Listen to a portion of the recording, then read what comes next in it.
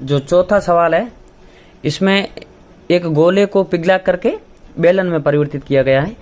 तो गोले की त्रिज्या दे रखी है, बेलन की भी त्रिज्या दे रखी है, और मैंने गोले की त्रिज्या को R1 माना है और बेलन की त्रिज्या को R2 माना है। और प्रश्न में कहा गया है कि गोले का जो आयतन है वो बेलन के आयतन के बराबर ही होगा, क्योंकि इसी को पिघला करके इसमें चेंज किया है।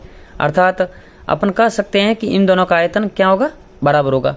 तो गोले का आयतन होता है 4/3 पाई R1 का क्यूब, और यहाँ पर बेलन का आयतन होगा पाई R2 स्क्वायर H। मैंने R की जगह यहाँ R1 लिखा है और यहाँ R की जगह R2 लिखा है, क्योंकि पहले मैंने इस हिसाब से माना है। अब अपने पास सभी है, R1 है, R2 है, सिर्फ H है नहीं, तो यहाँ पाई से पाई काट लो, 4/3, और R1 कितना दे रखा था, R1 4.2, यहाँ पॉइंट है, गुणा 4.2 गुणा 4.2 गुणा 4.2 इतना दे रखा है, और R2 दे रखा है 6 गुणा 6 और H। अब मुझे बताओ यहाँ से क्या आ जाएगा, H आ जाएगा, और 4/3, यहाँ 6 जो है इधर गुणा में थे, अब इधर कहाँ आ जाएंगे, भाग में आ जाएंगे, और ऊपर रह जाएगा 4.2 गुणा 4.2 गुणा 4.2। तो इसे आप जब सोल्व करेंगे तो ये 1.4 बार, और लास्ट में ये कितना आ जाएगा 6 और ये 6। इसका मतलब ये भी 3 के पहाड़े से कट रहे हैं। H बराबर आ जाएगा 3 दूनी 6 और 1.4 यहाँ आ जाएगा, ये भी 3 दूनी 6 और ये भी 1.4 आ जाएगा। अब देखो पीछे क्या रहेगा, ये 4 से 4 जाएगा और लास्ट में आ जाएगा 0.77 करें यहाँ, फिर ये 4 और 4 काट लें, तो ये H बराबर आ जाएगा 1.4 गुणा 1.4 गुणा 1.4, और H आ जाएगी लास्ट में, इन तीनों का गुणा करेंगे तब आएगा 2.74 सेंटीमीटर। ये आपके इसमें कोई समस्या नहीं आनी चाहिए, बहुत ही सरल सवाल था। आगे जो सवाल है शंकु के छिनक से संबंधित है। इसमें एक तो ऊपरी सिरे की परिधि दे रखी है, यहाँ परिमाप दे रखा है, और एक नीचे वाले सिरे की परिधि दे रखी है। तो अब दिया है ऊपरी सिरे की परिधि, अपन परिधि की आवश्यकता नहीं होगी, परंतु अपन को त्रिज्या की तो आवश्यकता होगी। तो ऊपरी सिरे की परिधि दे रखी है, यहाँ परिमाप दे रखा है, वो दे रखा है 18 सेंटीमीटर। तो और होता क्या है 2 पाई R1 मान रहा हूं मैं ऊपर वाली त्रिज्या को, ये 18 है, तो ये कितनी हो जाएगी, त्रिज्या क्या होती है 2 पाई R होती है, और 2 पाई R1 कितनी दे रखी है 18 दे रखी है। तो R1 कितनी हो जाएगी, R1 हो जाएगी 18/2 पाई, ऐसे लिख ले, तो ये आ जाएगी 9, अर्थात R1 को अपन लिख ले 9/पाई सेंटीमीटर, और R2 क्या लिख ले, R2 लिख ले अपन, ये वापस क्या दे रखी है 6 सेंटीमीटर दे रखी है, तो 2 पाई R2, यहाँ फिर ऐसे लिख लो, निचले सिरे की परिधि, और निचले सिरे की परिधि कितनी दे रखी है 6 सेंटीमीटर, 6 सेंटीमीटर, और 6 सेंटीमीटर है, इसका मतलब R2 क्या आ जाएगी 6/2 पाई, और 6 से ये कटेगा 3 बार, तो यहाँ आ जाएगी 3/पाई सेंटीमीटर। तो R1 अपने पास है, R2 भी अपने पास है, तो अब ये क्या आ जाएगा, R1 आ गई, R2 ये ऐसे ही लिखा गया, परंतु ये वास्तव में है नहीं, R1 और R2। अब शंकु का छिन्नक है, इसका वक्र पृष्ठीय क्षेत्रफल ज्ञात करना है। तो शंकु के छिन्नक का वक्र पृष्ठीय क्षेत्रफल क्या हो जाएगा, सूत्र क्या है, पाई L और R1 प्लस R2। अब अपने पास पाई की जगह तो पाई लिख लो, और L अपने पास कितना है, तिर्यक ऊंचाई, और तिर्यक ऊंचाई क्या दे रखी, तिर्यक ऊंचाई 4 सेंटीमीटर दे रखी, तो L है अपने पास 4, और R1 कितना है, R1 अभी आया 9/पाई प्लस 3/पाई। इसका मतलब ये दोनों तो जुड़ जाएंगे, हर समान है,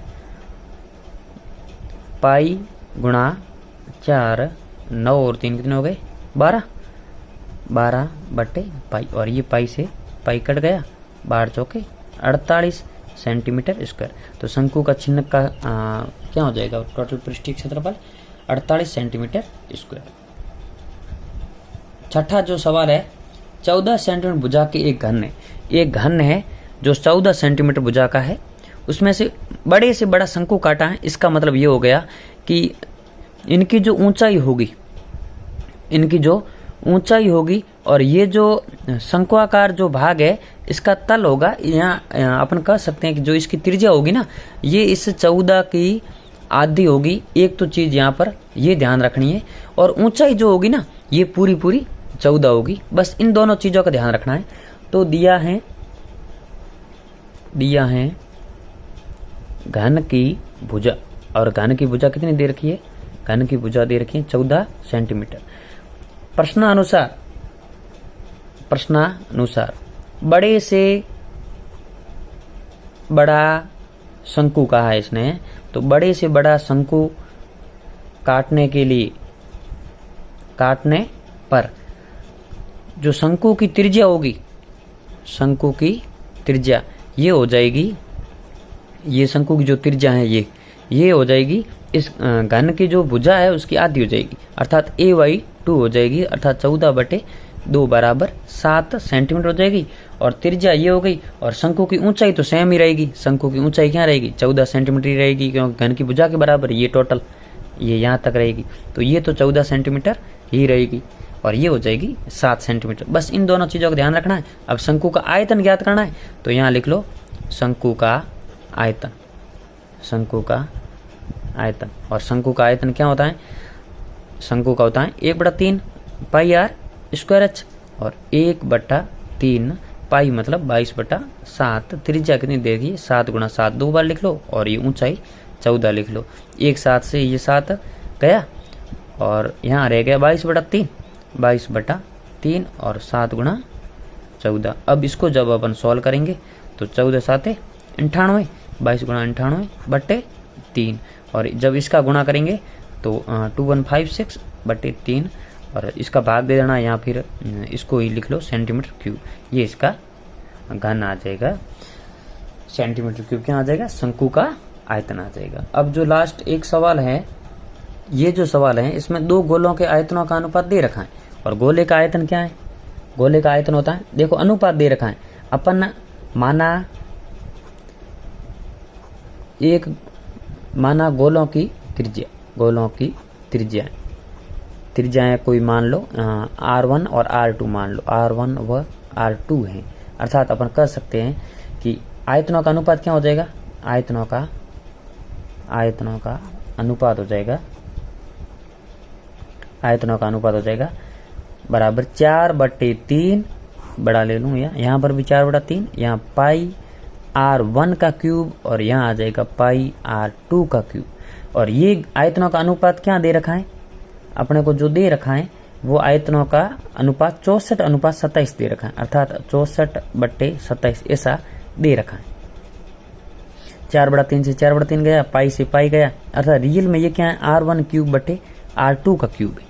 अब मुझे बताओ R1 बटे R2 का क्यूब है, तो जब इसका दोनों तरफ घन मूल लेने पर, दोनों पक्षों का अपन क्या ले लें, घन मूल लेने पर, और घन मूल लेंगे तो क्या हो जाएगा, इधर भी घन मूल लेंगे तो 4 × 4 16 × 4 64 का घन मूल 4, और 27 का 3, और R1, और इधर हो जाएगा R2।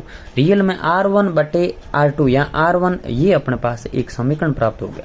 अब अपन को क्या चाहिए, पृष्ठीय क्षेत्रफलों का आयतन चाहिए, और पृष्ठीय क्षेत्रफलों का जो आयतन होता है, गोले का पृष्ठीय क्षेत्रफल 4πr² होता है, और जब 4πr² होता है उसमें भी 4π और 4π कट जाएंगे, R1 का स्क्वायर बटे R2 का स्क्वायर हो जाएगा। तो अपन यहाँ पुनः लिखते हैं कि गोले का पृष्ठीय क्षेत्रफलों,